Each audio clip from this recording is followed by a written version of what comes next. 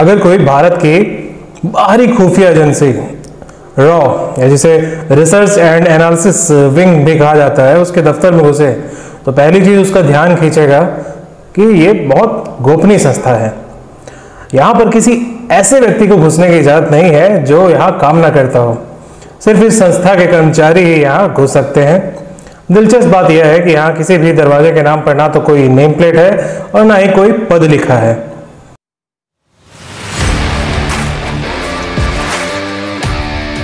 नमस्कार, मैं सुमित तिवारी स्वागत करता हूं आपका अपने चैनल दी ग्लोब जामुन में। रॉ की उपलब्धियों की बात की जाए तो सबसे पहले जहन में आता है बांग्लादेश, जिसका गठन में इसकी प्रमुख भूमिका थी। भारतीय सेना के वहां जाने से पहले मुक्ति वाहिनी के गठन और पाकिस्तानी सेना से इसके संघर्ष में रॉ ने जबरदस्त मदद की थी।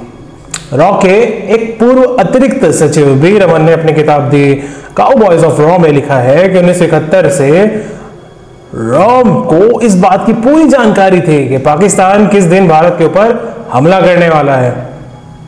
80 के दशक में रॉ के प्रमुख रहे आनंद कुमार वर्मा ने बीबीसी से बात करते हुए एक बार कहा था कि उस समय हमें यह सूचना मिल चुकी थी कि इस तारीख को हमला होने वाला है, और यह सूचना वायरलेस के जरिए आई थी, जिसे डिकोड करने में थोड़ी गलती हो गई और जो सूचना हमें मिली उसके अनुसार हमला 1 दिसंबर को होना था। वायुसेना को वार्न कर दिया गया था और लोग हाई अलर्ट में चले गए थे, लेकिन जब 2 दिसंबर तक हमला नहीं हुआ तो वायुसेना प्रमुख ने रॉ के चीफ रामेश्वर काव से कहा कि आपकी सूचना में कितना दम है। वायुसेना को इस तरह हाई अलर्ट पर बहुत दिनों तक नहीं रखा जा सकता।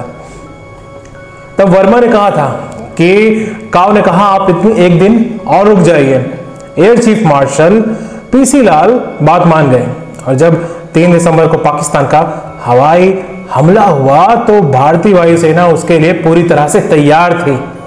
ये जो रॉ का एजेंट था वो अच्छी लोकेशन पे था और उसके पास सूचना भेजने के लिए वायरलेस भी था। ठीक इसी प्रकार 1974 में सिक्किम के भारत में विलय को भी रॉ की जबरदस्त भूमिका मानी जाती है। रॉ के पूर्व अधिकारी जिन्होंने रॉ पर एक किताब मिशन RNW लिखी है बताते हैं कि सिक्किम के विलय की योजना रॉ प्रमुख काव ने जरूर बनाई थी, लेकिन उस समय तक इंदिरा गांधी इस क्षेत्र में निर्विवाद नेता बन चुकी थी। बांग्लादेश की लड़ाई जीतने के बाद उसमें गजब का आत्मविश्वास आ गया था। सिक्किम के चोग्याल ने एक अमेरिकी महिला से शादी कर ली थी और इसकी वजह से CIA ने उस क्षेत्र में अपने पांव पसारने शुरू कर दिए थे। अधिकारी ने बताया कि काव साहब ने सबसे पहले इंदिरा गांधी को सिक्किम का भारत में विलय करने की सलाह दी। सरकार में इसके बारे में केवल 3 लोगों को पता था, इंदिरा गांधी, PN हक्सर और रामेश्वर नाथ काव। काव साहब के साथ रॉ के सिर्फ 3 अफसर इस ऑपरेशन को अंजाम दे रहे थे। यहां तक कि काव के नंबर 2 के शंकर नारायण को भी इसकी जरा से भनक भी नहीं थी। ये एक तरह का ब्लडलेस कू था और ये चीन के नाक के नीचे हुआ था। इस तरह 3000 वर्ग किलोमीटर के क्षेत्र का भारत में विलय हो गया। ठीक इसी प्रकार कहूटा में पाकिस्तान के परमाणु संयंत्र तैयार होने की खबर भी रॉ के जासूसों ने लगा ली थी। उन्होंने कहूटा में नाई की दुकान के फर्श से पाकिस्तानी परमाणु वैज्ञानिकों के बालों के सैंपल जमा किए। उनको भारत लाकर जब उसका परीक्षण किया गया तो पता चला उसमें रेडिएशन के कुछ अंश मौजूद हैं, जो इस बात की पुष्टि करता है कि पाकिस्तान ने वेपन ग्रेड यूरेनियम का या तो विकसित कर लिया है या उसके बहुत करीब है।